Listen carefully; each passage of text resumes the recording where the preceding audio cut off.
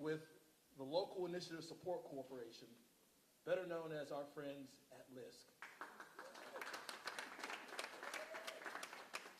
As many of you all know, the City Council and I officially declared a housing crisis in the city earlier this year.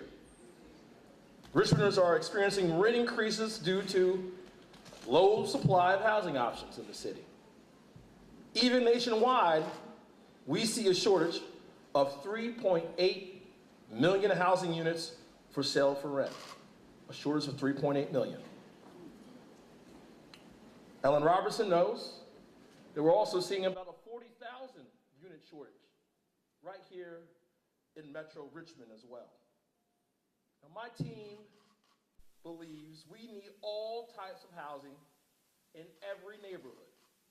Therefore, we are heavily investing in housing options for our residents. In fact, the city has successfully added more than 9,000 new residential units since 2019.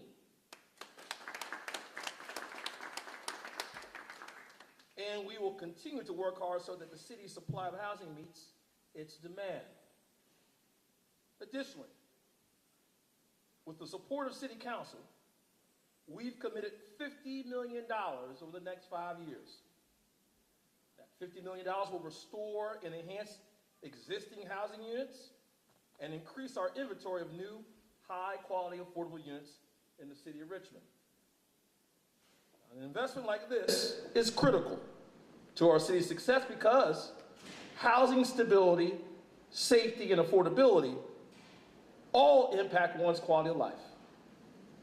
And we also know that housing is the vaccine for poverty. Now, in order to truly address the housing crisis head on, we must work together and collaborate with a host of community partners, which is why I'm delighted today to join one of our best and favorite partners, our friends at LISC. LISC comes to us with a sterling reputation of connecting communities with resources by bringing together key local partners, community leaders, and decision makers to take on pressing challenges and develop smarter public policies. And to our advantage, affordable housing is one of LISC's areas of expertise. Housing is where LISC got started.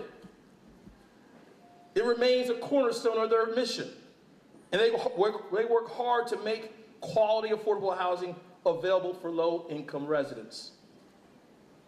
Therefore, it shouldn't be of any surprise that we're teaming up. We're going to be teaming up.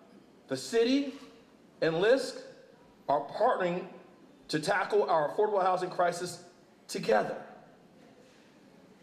Now, with the city's financial investment of $50 million over the course of the next 5 years, LISC has committed to matching that with $50 million.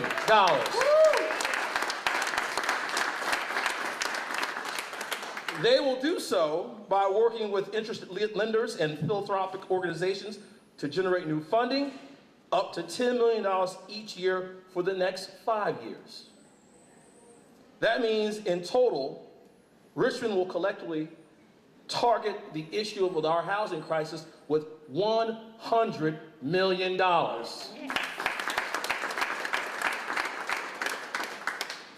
We want to fix the problem. The problem is unaffordable housing for Richmonders, particularly for our working class Richmonders, particularly for our Richmonders who are experiencing the challenges of poverty. In addition to monetary resources, LISC and the city will support organizational capacity building efforts by establishing a Housing Development Training Institute, HDTI, to build local affordable housing development capacity throughout the city. We'll also offer a new small building loan program for developers and owners of rental properties with 5 to 49 units to rehabilitate or to construct. As we know, our markets are extremely volatile right now. So we are working hard to carefully plan all the details and logistics of how this will unfold in the city and ensure that we can be flexible to react to our changing markets. Therefore, we will share more information about this opportunity as soon as it is available. So I want everyone to stay tuned. So let me end by saying thank you. Thank you to LISC for partnering with the city to better serve Richmond residents. And I'm grateful for your commitment to this cause. And I also would be remiss if I would fail to thank my friend and my auntie, Councilwoman Ellen Robertson, as well. She has been a champion and a leader in the city's efforts to addressing the crisis for many, many years. And we would not be here at this time and this moment in the city's history if it wasn't for Ellen Robertson and her contributions. Thank you. And I'm not silly. I want to thank the members of City Council who have joined me here today as well for unifying behind the effort of investing real resources to better assist our residents no matter what neighborhood they live in. Councilwoman Jordan, Dr. Cynthia Newbill, and Council President Jones. Thank y'all so much. Now I have the pleasure of introducing Denise Scott, the president of LISC. Denise has more than 3 decades of experience in community development and leads LISC investment in 38 local offices in cities and rural communities across 49 states. During Denise's tenure, LISC has invested as much as $2 billion annually and expanded its footprint by nearly 20% with 7 new local offices. She is a charismatic and passionate leader, and I'm so thankful that she's right here in the great city of Richmond. But most of all, she's compassionate about this work. She's not only passionate, she's compassionate. And in order to you have to have a heart for this work, to believe that everyone that you see deserves a roof, a quality roof over their heads. Denise is that person, she is that leader. Denise, come up here and tell a little about yourself. Wow, the mayor can introduce me anytime. Bring me up north with you. I'm just saying, it's all good. Well, hello everyone, and thank you. I am really, really thrilled to be here, thrilled to partner with Richmond. Mayor, if you don't tell the other cities, I'll say this is like the favorite place. I had to be here. So whatever it was gonna take to be here, I decided. I told Jane, we're in this together, so I'm with you for the long haul, and that's a true commitment. So, Mayor, I want to thank you, Councilman Jones, and Auntie Councilwoman Robertson, and the entire Richmond City Council for your leadership and your willingness to prioritize affordable housing. It may take compassion, but with that, it also takes leadership, and leadership that's committing to the cause. This is no small effort. And so we're really thankful. Mayor, we're also grateful for your team, the senior team that has been working diligently with us, Sabrina Hogg, Joy Hogg, and Sharon Ebert, and Sherelle Hampton, and many others. These folk are top-notch, and we appreciate them. The complex challenges of addressing the affordable housing crisis really requires bold actions, innovative approaches, and strategic partnerships, and clearly Richmond has created significant new investment opportunities. As the mayor stated, this $50 million program from the city to be matched 1-to-1 by LISC will provide lending capital, grants, programmatic support in order to make sure we can implement the recommendations of the Equitable Affordable Housing Plan. With these investments, we will be able to really accelerate the volume and the velocity of affordable housing development in the city. Our collective impact will result in thousands of units and hundreds of millions of dollars in investment. To be clear, $100 million is the investment. It leverages significantly more.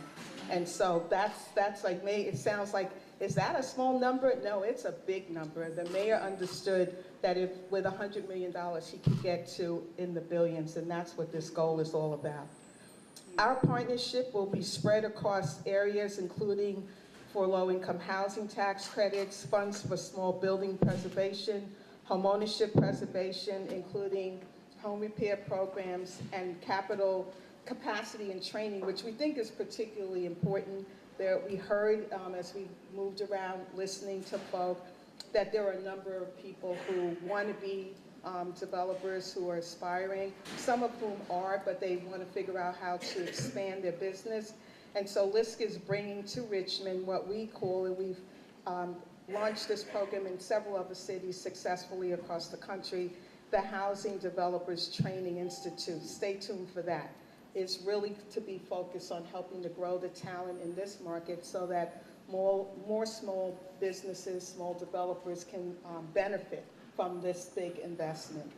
We will also provide what we call thought leadership and advisory services on topics like surplus property disposition, policy and advocacy. And by the way, this means that we'll be talking, as we have started already, to the state, had hopeful conversations there, and to every other part, to the federal government. I mentioned to the Secretary of HUD that we are focused here in Richmond, and that our hope is that we'll be able to get even bigger partnerships from both levels of government.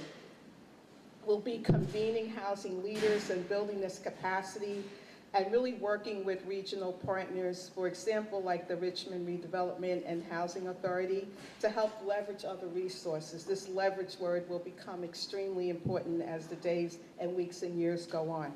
This new partnership is really a natural extension of the strategies that LISC has underway in this region. For example, we are leading the Worth Initiative, which is funded by Wells Fargo and aims to reduce barriers to home ownership. And so that type of initiative and many more, over the years, we've been here now for about 33 years, and we're just getting started, y'all. We have invested about $165 million, which is leveraged about just under $800 million in total investment to help support about 7,000 units of housing. So you see how far this leverage thing goes. And so today, with this new $50 million investment, we're really matching. It's matching the city's resources, but what it's really doing is really setting out for the new chapter of really deeper investment. So it won't take us 33 years. Our commitment is 5 to get to a level of investment that the mayor has described. And in closing, Mayor, I just really want to thank you for your leadership. Thank you for trusting in us. Really looking forward to working with your incredible staff, with the City Council. And as not only will we be talking about all of the ways that this work will be implemented, but there may be some new ideas, which often is the case, that comes out of partnerships like this. So who knows, we might be standing here in a few more months talking about what more we can do. So we're all in, y'all. Thank you. Thank you.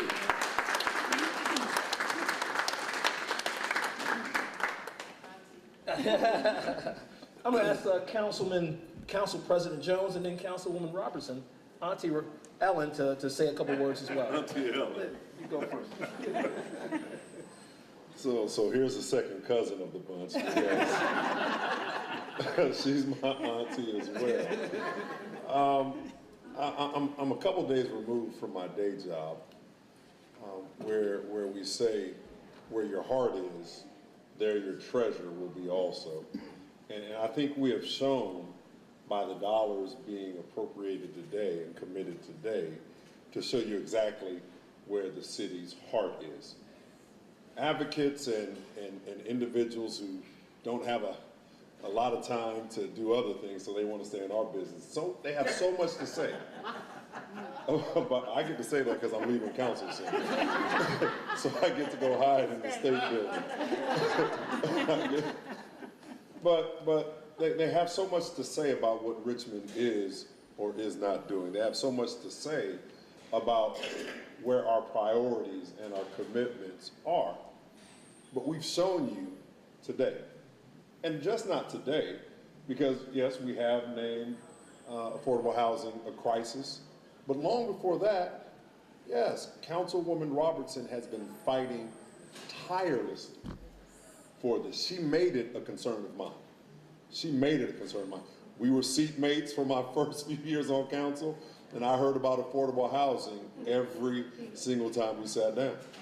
And she helped bring this along in my own construct of how I understand the legislative process. We must use legislation to fight affordable housing and the challenge therein. Why? Because it all begins with the roof. That's what we're really here about today, the fact that all of this begins with the roof. And what I mean by that is, we understand that a roof really points to people having a stable living environment. When families move from house to house, it means that children are moving from schools to schools.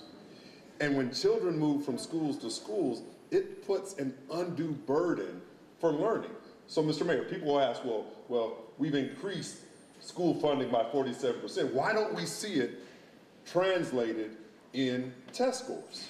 Well, 2 + 2 is 4 in this particular paradigm. But when I'm on my third school for this school year, and that's the reality. There are children in this city that change schools 2 and 3 times a year in one particular grade. And so how do they learn? How do our children succeed in that environment?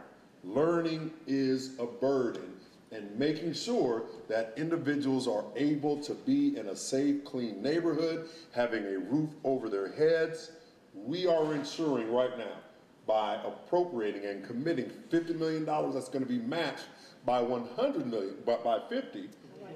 Yeah, I know. We're gonna match that. I know, Ellen.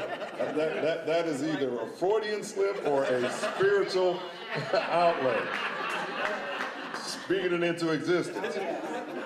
But so many families, too many families in the city of Richmond have fallen through the cracks, and that is what these dollars seek to address, to seal up those cracks so every child has an opportunity to succeed in this city, and to one day, when they reach our age, to drive back to their communities with their children and say, this is the house that I grew up in. Thank you very much, Mr. Mayor.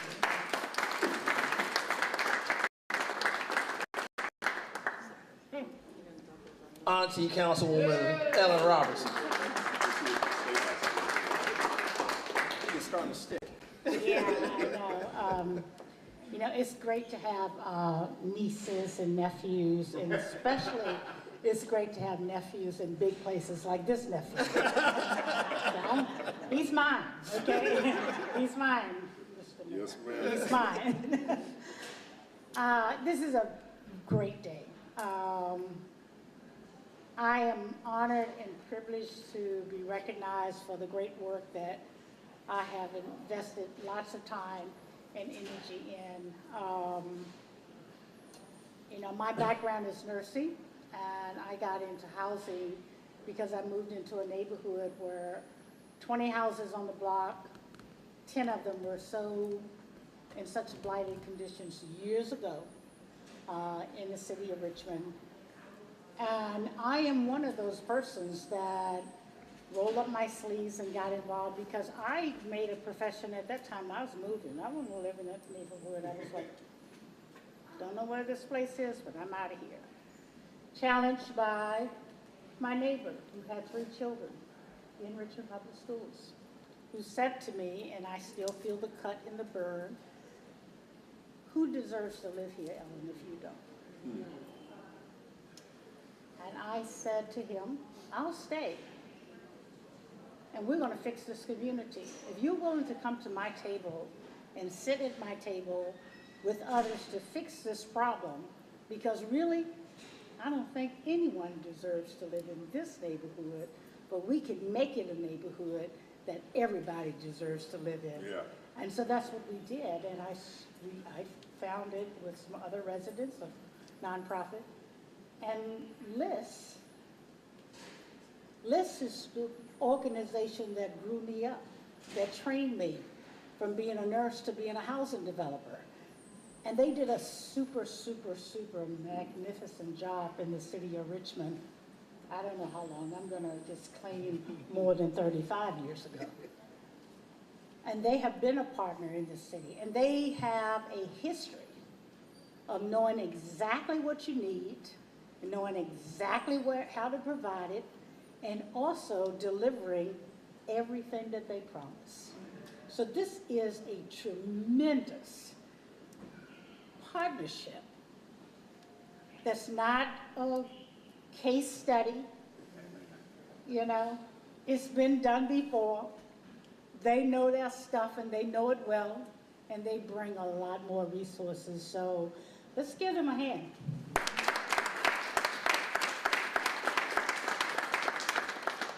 But it never would have happened if the city of Richmond, and I must say it's been a long tour of labor to get us where we are today.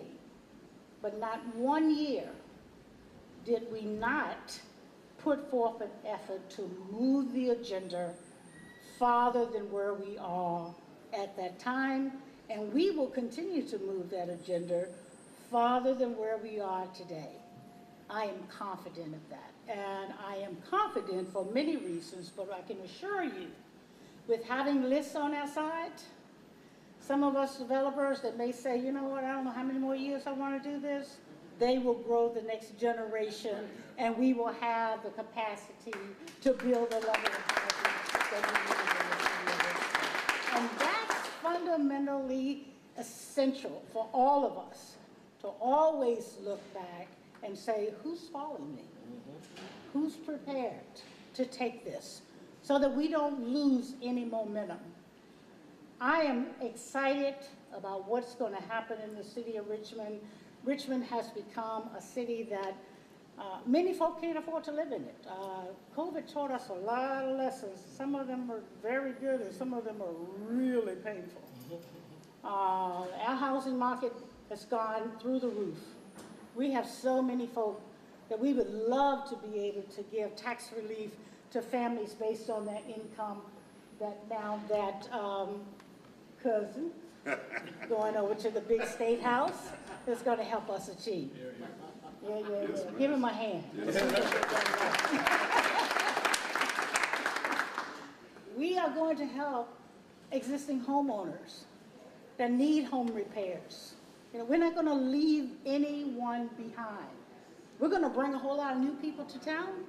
Sure we will. But we're going to take care of the folk that have stood by us for all of these years and gone through the sweat and pain.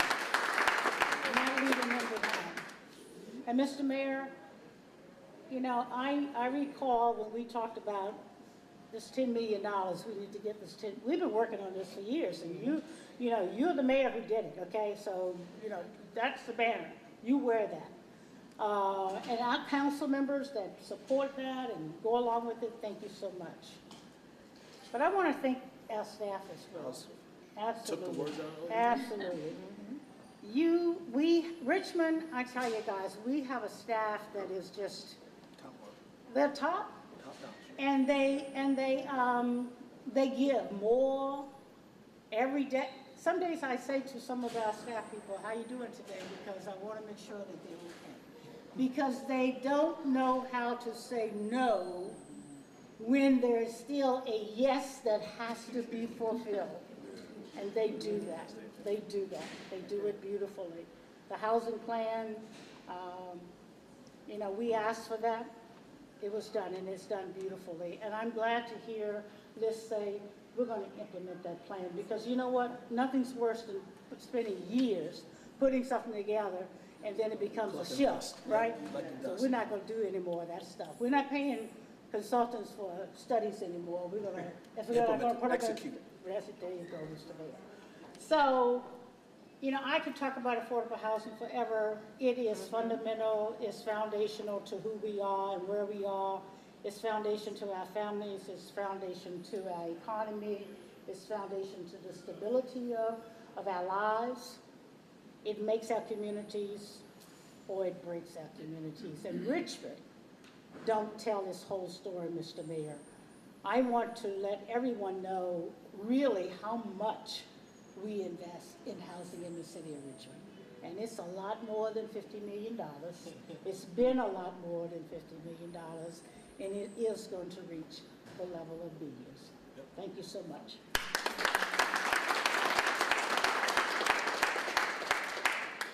Let me just wrap up by saying, yes, let's say thank you to my team. This has been a one-man show.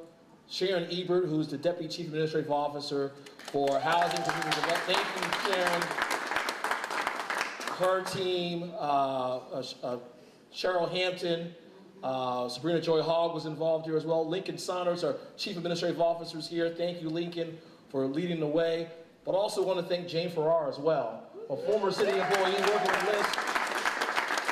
It's good to have friends in high places, I tell you that. Let me end on this, folks. Recently, as a matter of a couple weeks ago, Travel and Leisure magazine named Richmond the best place to live in the Commonwealth of Virginia. And that is the type of accolade that you want at the end of your tenure, right? This is my 7th year. I got 14 more months left. This is the sort of accolade that shows that we are certainly moving the needle. But here's the thing. The challenge to my team and the challenge I will give to the city of Richmond is, let's not rest on our laurels. Yes, we may be recognized as the best place to live in the Commonwealth of Virginia, but we are not the best place to live in the Commonwealth of Virginia until everyone believes it's the best place to live. This gets us there. This gets us to the other side of becoming the best place to live for everyone who lives in this great city. Thank you all, and have a good afternoon. All right, that concludes our program there, media. If you guys want to gavel later, we can do it. Big deal.